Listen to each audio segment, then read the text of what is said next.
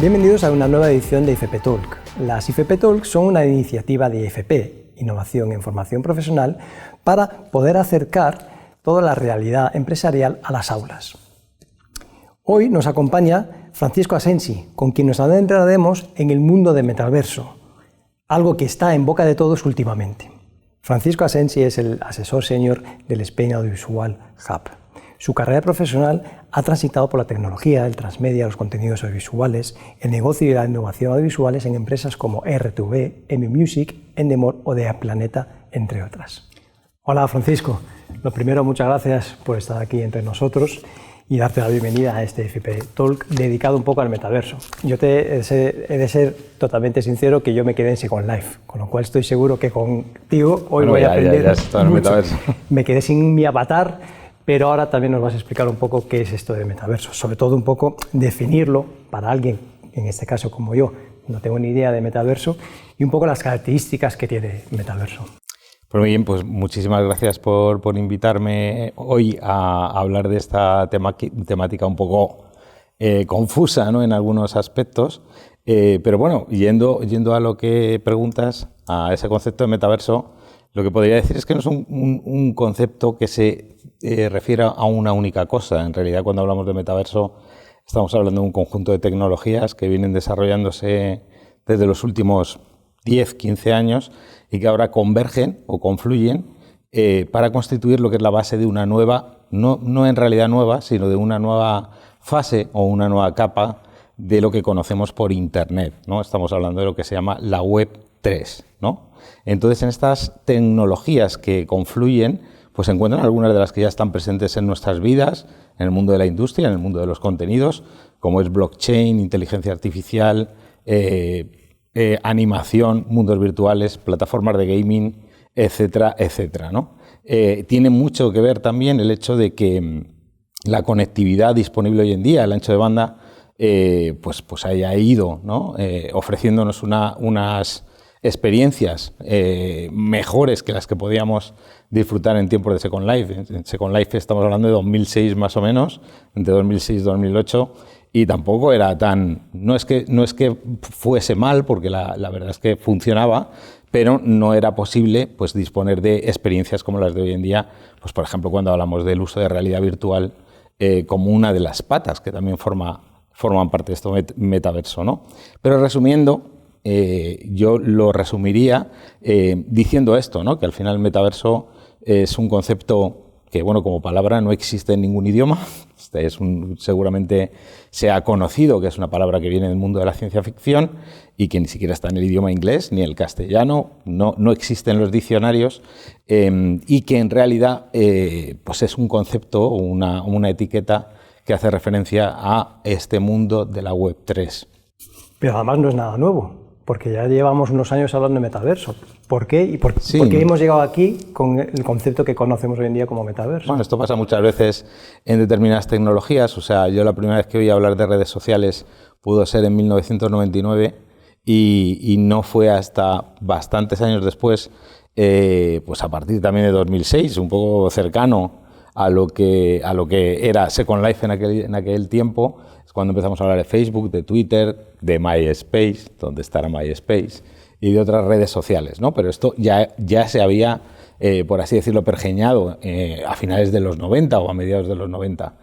Lo que pasa es que la madurez tecnológica y sobre todo la madurez del usuario tarda en llegar. No está todavía lo suficientemente maduro como para entender qué usos puede hacer de una determinada tecnología. Eso ha pasado también con la realidad virtual. Llevamos hablando de realidad virtual pues a lo mejor más de 30 años. En el caso del metaverso, pues sería a lo mejor, si miramos hacia atrás, 15 años atrás, cuando empezamos a hablar de este metaverso, y ahora, sobre todo, y bajo mi punto de vista, esto es algo que algunos discuten hasta cierto punto, gracias a que el gaming y las plataformas de gaming se han convertido en algo completamente mainstream, donde millones de personas todos los días han desarrollado, podemos decir, una vida digital donde están acostumbrados a relacionarse con otras personas en ese entorno avatarizado y en 3D, donde están acostumbrados a intercambiar activos digitales dentro de estos mundos, lo que ha permitido entender de una manera más masiva a lo que nos referimos o nos vamos a referir, porque también estamos hablando de algo que está en evolución, como metaverso. Claro, pero estamos hablando de un mundo virtual, pero ¿estamos haciendo referencia al mismo mundo virtual de los videojuegos? Estamos hablando de algo parecido a los mundos 3D que significan los videojuegos, ¿no?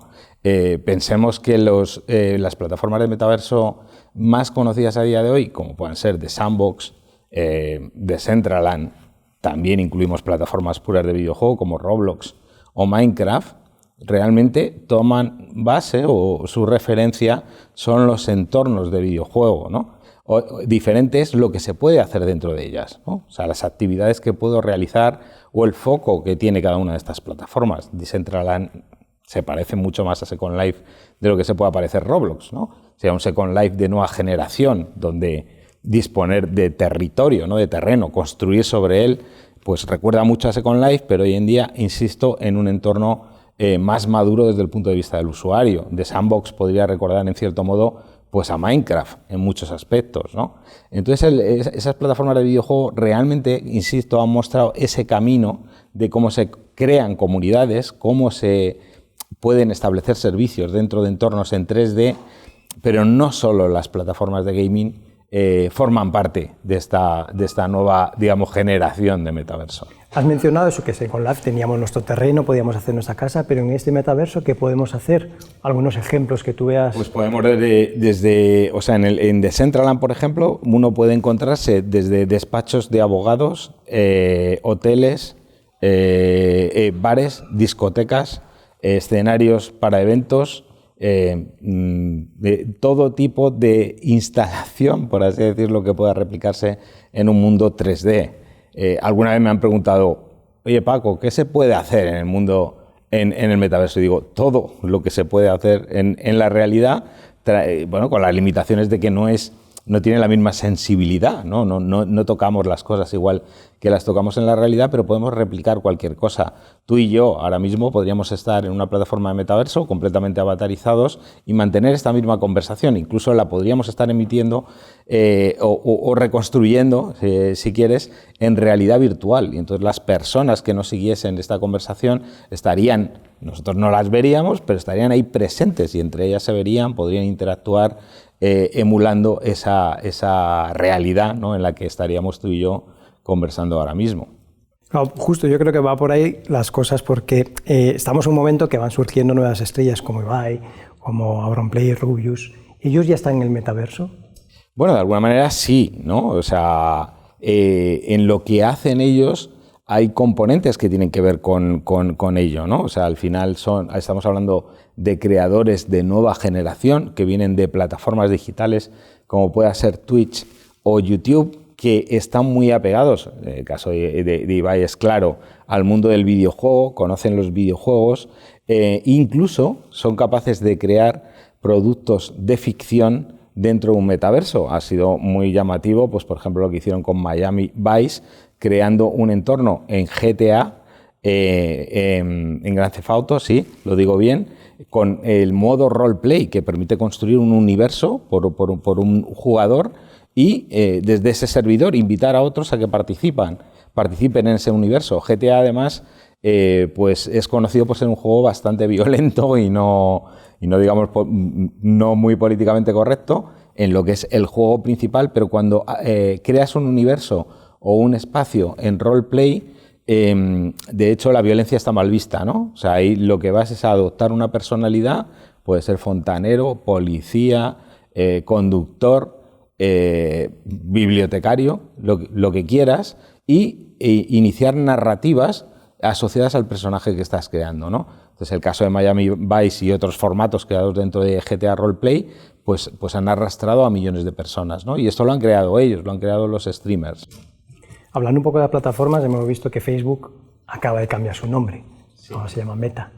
¿Sabes por dónde quiere evolucionar o por qué se ha hecho ese cambio? Pues la realidad es que, en mi opinión, lo que ha visto Mark Zuckerberg es la traslación de lo que es el concepto de redes sociales a un entorno diferente, a un entorno inmersivo, a un entorno 3D. Se ha dado cuenta de algo que algunos llevamos diciendo desde hace años, y es que los videojuegos son la nueva red social.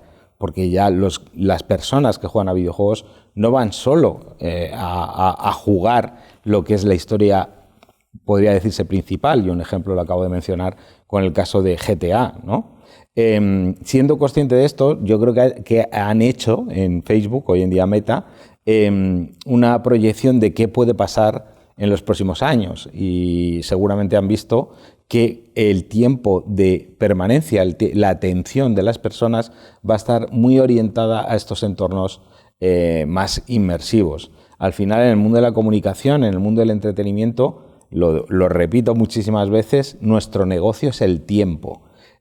Si pierdo tiempo de consumo, valgo menos, puedo vender menos publicidad, etcétera, etcétera. Y Facebook ya es conocido, va perdiendo importancia en términos de tiempo de estancia en la plataforma, no tanto de usuarios, pero sí de tiempo en estancia en ellas, ¿no? Sin embargo, Fortnite, Roblox, Minecraft no han dejado de crecer y de atraer usuarios y tiempo de estancia en la plataforma. Entonces creo que por ahí ha ido la reflexión, ¿no? Tengo que posicionarme antes de que sea demasiado tarde, pero además creo que está pensando en trasladar algunas de las funcionalidades que tiene Facebook hoy en día. Por ejemplo, el cambio del login social, ¿no?, que se llama en Facebook, esto que utilizamos para hacer login en diferentes plataformas, convertido en avatar. Entonces puedo crear un avatar en esa plataforma, o podré crear un avatar y ese avatar ser aceptado en diferentes plataformas. O sea, se me identificará por mi avatar, no con un login, digamos, de usuario password, ¿no?, sino utilizando mi avatar. Y esto también nos conecta a tecnologías como blockchain o los NFTs, ¿no?, los también tan comentados fungible tokens. Comentabas el tema del tiempo. Estamos en otros tiempos. Yo cuando entraba en Second Life entraba mediante ordenador. Teníamos bastante más tiempo que ahora. Pero hoy en día lo queremos todo para ayer, y además queremos acceder a través de nuestros dispositivos móviles. Vamos a tener que necesitar bajar una aplicación, tenemos que cambiar de dispositivo, el nuevo 6G. Sí, bueno, hoy en día para estas plataformas de metaverso, ¿no?, más utilizadas, tenemos que utilizar, pues, aplicaciones móviles específicas para cada plataforma, o algunos navegadores admiten utilizar estas herramientas, ¿no?, o sea, poder navegar en 3D, ¿no? El móvil seguirá siendo un dispositivo de acceso. De hecho, algunas como Sepeto, la más numerosa en usuarios del mundo, esta plataforma de metaverso coreana, solo se puede hacer por móvil. O el caso de Roblox, tiene muchísimos más usuarios en móvil que en ordenador. O el propio Minecraft, ¿no?, tiene muchos más usuarios en móvil que en ordenador. Pero la cuestión es que nos vamos a encontrar con nuevos dispositivos de acceso que ya están sobre el terreno, pero digamos que están en una fase de evolución. Por un lado, la realidad virtual, ¿no?, que ya a día de hoy pues evoluciona, o está tomando un ritmo de evolución que marca, ¿no?, una línea de poder ser sostenible, poder asentarse como tecnología, pero también estamos hablando del regreso de digo regreso porque para muchos era un dispositivo que no iba a ningún sitio, que son las Smart Glasses, ¿no? Muchos lo han dicho porque digamos, las Google Glass fueron una especie de piloto lanzado como producto comercial, cuando era simplemente, bajo mi punto de vista, una exploración de Google de lo que podía hacerse con ese tipo de dispositivos. Pero hoy en día tenemos las Spectacles de Snap, por ejemplo, o las Ray-Ban Stories desarrolladas junto con Facebook, que son un dispositivo muy diferente, muy vestible, dirían algunos, que combina bien con la ropa, con lo que llevo puesto, etcétera, y que no parece que soy un marciano que lleva así como algo, ¿no? Por hacer un poco la broma, ¿no? Entonces estos dispositivos también vendrán, y estos dispositivos no son realidad virtual, pero son realidad aumentada, y la realidad aumentada está mucho más cerca del mainstream, del uso masivo por las personas, ¿no? Pensemos, por ejemplo, lo que ha enseñado un videojuego de nuevo como Pokémon Go al uso de la realidad aumentada, o Wizard Unite, ¿no? Unido a las historias de Harry Potter, ¿no? También desarrollado por Niantic, la empresa desarrolladora de Pokémon Go, que además está apostando especialmente por el metaverso, siendo consciente de que todo ese conocimiento que ha reunido a través de estos videojuegos orientados al móvil, una vez más, que usan la realidad aumentada puede dar en los próximos años, ¿no? Has mencionado varios ejemplos ya, pero desde tu experiencia, ¿qué evolución crees que tendrá el metaverso y sobre todo el mercado laboral? ¿Voy a poder poner mi avatar a trabajar y cobrar por ello? Sí, claro, sí, desde luego. O sea, por un lado, empezando por esto, el mercado laboral, claro, se necesitan profesiones que no existen o profesiones que existen y que tienen que ser o que tienen que evolucionar. Pensamos, por ejemplo, que los arquitectos, digamos estándar, están viviendo su pequeña edad de oro porque de repente, ¿quién mejor que un arquitecto para diseñar edificios en entornos virtuales, ¿no? Y además, por otro motivo, y es que en la arquitectura desde hace muchos años se introdujo la tecnología y se utilizan herramientas de diseño tecnológicas completamente válidas para crear objetos 3D. Entonces, para ellos es como natural. Los que ya lo han entendido ya están ahí. El resto todavía pues no tiene tanto contacto con el metaverso, pero por ahí irá, ¿no? Y desde luego, pues igual que en general el negocio digital es muy diverso y permite desarrollar múltiples profesiones, en el metaverso pues va a ser mucho más que eso, ¿no?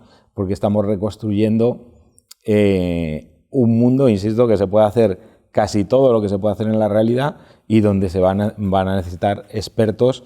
De hecho, podría decirse, bueno, no, es que es un dato totalmente cierto, la demanda de personas especialistas en determinadas tecnologías que se utilizan para el metaverso está muy por encima de la oferta. O sea, hay un déficit de personas expertas en las diferentes herramientas de desarrollo, en el uso de motores de videojuegos.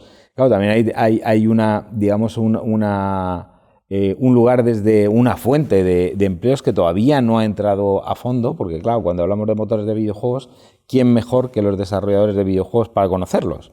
Pero todavía no han dado ese paso para ir, o lo han dado, digamos, o lo están dando paulatinamente, para entrar a fondo en el metaverso. Tanto videojuegos como animación son unas fuentes perfectas para alimentar estas nuevas profesiones, porque además estamos hablando de entornos muy similares al videojuego, que utilizan tecnología completamente cercana, si vale la expresión, al mundo del videojuego, de la animación. Sin embargo, que es un mundo tan virtual, nos parece que está muy lejano, y más ahora creando, que estás comentando, el de Avatar. ¿Piensas que estamos perdiendo algo de emoción, es decir, emociones, socializar, algo que al final, dices tú, pues son dos avatares que hablan entre ellos, y eso lo vemos muchas veces, incluso en las aulas, que hablan los alumnos entre ellos y estando al lado? Sí. Bueno, porque pues utilizar cualquier canal de comunicación no nos aleja, nos acerca. Otra cosa es que no sea, digamos, epidérmico, ¿no? De contacto, de calor o de frialdad, si es el caso, ¿no? Pero esa relación entre avatares sí que es una conversación en el sector en cuanto a que hasta qué punto reflejan las emociones, ¿no? O sea, cómo reflejar emociones entre avatares. Y de hecho, pues las empresas más avanzadas en esto, como puede ser Roblox y otras, trabajan específicamente en cómo implementar emociones, gestos en sus avatares, para que la otra persona reconozca. Hay que tener en cuenta que estamos hablando, antes lo hemos apuntado, todo tipo de profesiones, negocios, etcétera. Entonces, yo voy a negociar con una persona, voy a un banco en el metaverso, por poner un ejemplo, lo que vayan a ser los bancos en el metaverso, y quiero pedir una hipoteca sobre mi terreno en Decentraland, algo que es totalmente posible a día de hoy, ¿no? Entonces empiezo a negociar con la persona, pero yo no veo que muevan, ¿no? O sea, no sé si le estoy convenciendo, si no, porque si no hay emociones, no sé por dónde va muy bien la conversación. Es un ejemplo muy básico y tonto si quieres, pero por ahí va, ¿no? Necesitamos que los avatares gesticulen más y reflejen más las emociones. La otra cosa diferente es todo lo que está pasando en el entorno de los humanos digitales y metahumanos, que se llama, ¿no? Que son al final un paso más allá del avatar en el sentido gráfico y de expresión. Los metahumanos, por ejemplo los de Unity, reflejan perfectamente emociones. Son digitales 100%, pero son capaces de gesticular hasta un punto insospechado, que normalmente no vemos en avatares, digamos, más estándar del mundo del videojuego, etcétera, ¿no? Francisco, si ahora nos centramos un poco en los derechos de imagen, que además ahora está mucha polémica con ella, todo el tema de derechos de autor, ¿existen en el metaverso y cómo funciona? ¿O cómo se va a reconocer una autoría de que tú hagas algo dentro de ese mundo virtual? A ver, los derechos de autor existen en todas partes, sean digital o físico, eso no cambia. Aquí realmente donde está el debate es con, por ejemplo, los non-fungible tokens. ¿Qué tipo de derechos representa un NFT, ¿no? Porque al final un NFT no deja de ser la misma imagen que puedo tener en Instagram, que la he tokenizado y la he convertido en única, ¿no? Normalmente se dice en el mundo de los non-fungible tokens, se trata de convertir lo abundante en escaso, ¿no? Y el ejemplo puede ser el primer tweet, ¿no?, de Jack Dorsey en Twitter, vendido por más de $2,5 millones, y su tweet sigue ahí, su primer tweet. Pero el tweet que vendió a una persona, que por cierto ha sido noticia porque lo ha vendido a $3,800, es decir, lo compró a $2,5 millones y a 3.800, o sea, ahí es donde hay que tener en cuenta los riesgos que tienen estas cosas. Claro, ese tweet no ha desaparecido. Entonces, ¿qué le he vendido a esa persona? Pues podría decirse que es una instancia que representa la propiedad original, pero yo no le he cedido ninguna propiedad. Yo le he cedido esa instancia en concreto. Pensemos en el arte, donde los NFTs han tomado mucha fuerza. Para los artistas no es nada diferente a obra serializada, ¿no? Yo estoy acostumbrado a hacer una serie de fotos, a hacer 1.000 ejemplares de esas fotos y venderlos, ¿no? Eso lo hago ya en el mundo físico. Pues esto es igual, o sea, yo al final lo hago en el mundo digital y creo una serie limitada, tokenizada, donde cada una es única y que representa la obra original. La obra original no la he vendido.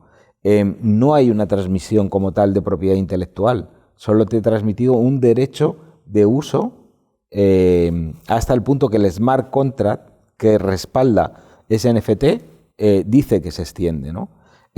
Por eso hay todo este debate de realmente qué tipo de propiedad estamos hablando y que está, de hecho, en la observación, ¿no?, que está haciendo la propia Unión Europea sobre cómo deben regularse los criptoactivos, ¿no? Estamos inmersos por la guerra un poco de Ucrania en una crisis a nivel mundial, con crisis económica.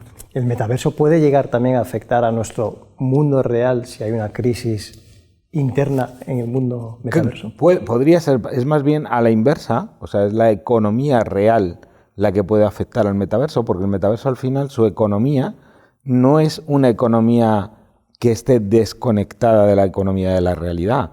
O sea, sí, estamos construyendo de repente criptoactivos que adquieren valores insospechados, ¿no? Pero bueno, estamos también en una fase donde hay cierta fiebre que luego tendrá una corrección, ¿no?, y aterrizará, ¿no? Entonces, si la economía real entra en crisis, probablemente afecte, bueno, no probablemente, seguro afecta a la economía del metaverso. Si el metaverso como tal, o sea, el metaverso no se puede hundir, pero digamos, su economía basada en tokens, en blockchain, se hundiera, si de repente Ethereum no valiese nada, ¿no?, o los Ethers no valiesen nada, pues mucha gente perdería mucho dinero, ¿no? Entonces, de alguna manera también afectaría, habría un camino de ida y vuelta. Pero veo mucho más relevante el que los movimientos económicos de la realidad puedan afectar a la economía del metaverso, ¿no? No estamos creando un entorno que pueda vivir solo, o sea, un entorno económico que pueda vivir solo, ¿no? Lo has mencionado antes, va a haber mucho trabajo. Hay que diseñar y animar a los avatares. Para los alumnos de IFP que nos están viendo ahora y los futuros alumnos que se vayan a matricular, sabes que IFP tiene muchísimos ciclos diversos, entre ellos animación 3D, realización. Vamos a necesitar mano de obra. Primero entiendo que hay que hacer una buena formación, pero ¿qué le podrías recomendar tú a esos futuros diseñadores de 3D, incluso los que quieren realizar un concierto dentro del metaverso? Pues lo que les podría decir es que piensen en términos de capacidades necesarias y después en las herramientas que me permiten poner en juego esas capacidades. ¿Por qué necesito aprender herramientas de modelado 3D? ¿Qué voy a hacer con ellas? y además con una mentalidad abierta. En muchos casos, antes lo mencionaba, pues en el mundo de los desarrolladores de videojuegos dicen, a ver, desarrollar en Roblox es una tontería porque esto está hecho para niños. Yo programo en C++. Me voy a poner a desarrollar en esto. Python es un lenguaje simplificado para utilizarlo en blockchain y en inteligencia artificial. A mí me gusta programar tal. Bueno, pues hay que tener una apertura de miras, ¿no? Porque con esos, digamos, simplificados, que no tanto herramientas o lenguajes de programación, se hacen hoy en día cosas increíbles. Pero es que además abren posibilidades profesionales, como digo, que no existían hace apenas 10 años, ¿no? O sea, que recomiendas, ¿no? Que Recomiendo, también apuesten por ese. Efectivamente, o sea, que apuesten, pero con esa visión de amplio espectro. Es decir, hoy en día estamos en un entorno, sobre todo en la especialidad, ¿no? que es de este centro, como es todo lo que tiene que ver con producción audiovisual, animación, videojuego, etcétera, donde todo eso está conectado. Hoy en día tenemos que saber un poquito de todo. O sea, yo quiero crear metahumanos con un objetivo de marketing y tengo que entender cómo se utiliza Unity. Y los desarrolladores de videojuegos están utilizando Unity todos los días. Pero también tengo que saber algo de inteligencia artificial, tengo que saber algo de posicionamiento, tengo que saber algo incluso de moda, ¿no? Porque quiero que, vista bien, si quiero hacer un evento en el entorno, en el metaverso, en una plataforma de eventos en vivo, hacen falta casi las mismas capacidades que para montarlo en la realidad. O sea, necesito realizadores, necesito event manager, necesito iluminación, necesito todo, incluidos los artistas. Y además con tecnología, digamos, de nueva generación, como motion capture, pantallas LEDs, etcétera, etcétera, ¿no? O sea, como ampliado esos conocimientos. Esos conocimientos están aquí, están en los diferentes módulos, ¿no? La gente aquí está aprendiendo, me consta, ¿no?